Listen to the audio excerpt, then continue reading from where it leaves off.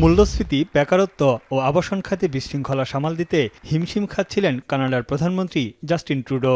দিন দিন জনপ্রিয়তা হারাতে থাকেন তিনি। খালিস্তানপন্থী নেতা নির্ঝর হত্যাকাণ্ডের জেরে ভারতের সঙ্গে কূটনৈতিক সম্পর্ক তলানিতে পৌঁছায়। কানাডিয়ান পণ্যের উপর 25% শুল্ক আরোপের পর দেশটিকে যুক্তরাষ্ট্রের অঙ্গরাজ্য করার হুঁশিয়ারি দেন নবনির্বাচিত মার্কিন প্রেসিডেন্ট ডোনাল্ড ট্রাম্প। এরপরই নিজ দলের তোপের মুখে পড়েন ট্রুডো। একই ঘটনায় মতবিরোধের জেরে পদত্যাগ করেন ট্রুডোর আস্থাভাজন দেশটির অর্থমন্ত্রী ক্রিস্টিয়া ফ্রিল্যান্ড, যা ট্রুডোকে আরও কোণঠাসা করে ফেলে। বছরের শুরুতেই পালাবদলের হাওয়া লাগে কানাডার রাজনীতিতে। ঘরে বাইরে দীর্ঘ রাজনৈতিক টানাপোড়েনে শেষ পর্যন্ত প্রধানমন্ত্রীর পদ থেকে সরে দাঁড়ানোর ঘোষণা দেন জাস্টিন ট্রুডো।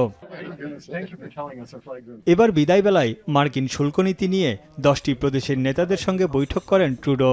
এ সময় তিনি বলেন, শুল্কের কারণে যুক্তরাষ্ট্রের সঙ্গে সম্পর্ক নষ্ট করতে চায় না Canada. No one region of the country should disproportionately bear the burden of standing up for all other Canadians. We have made it very clear that everything is on the table as potential responses. কানাডার ভবিষ্যতের জন্য যা দরকার তার সবকিছুই করবেন বলেও জানান ট্রুডো। বৈঠক শেষে সাংবাদিকদের ট্রুডো জানান, আগামী নির্বাচনে তিনি প্রতিদ্বন্দ্বিতা করছেন না। এই মুহূর্তে দেশের অর্থনীতি ও জনগণকে নিয়েই ভাবছেন।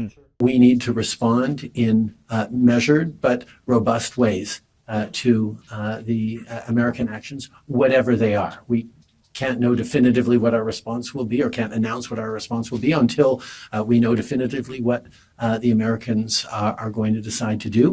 চলমান ঘটনায় কানাডার রাজনীতিবিদ ও ব্যবসায়ী নেতাদের মধ্যে ক্রমবর্ধমান উদ্বেগের মধ্যে বৈঠকটি অনুষ্ঠিত হয়। কয়েকজন ব্যবসায়িক নেতা মার্কিন পণ্যের উপর প্রতিশোধমূলক শুল্ক আরোপের প্রস্তাব দেন।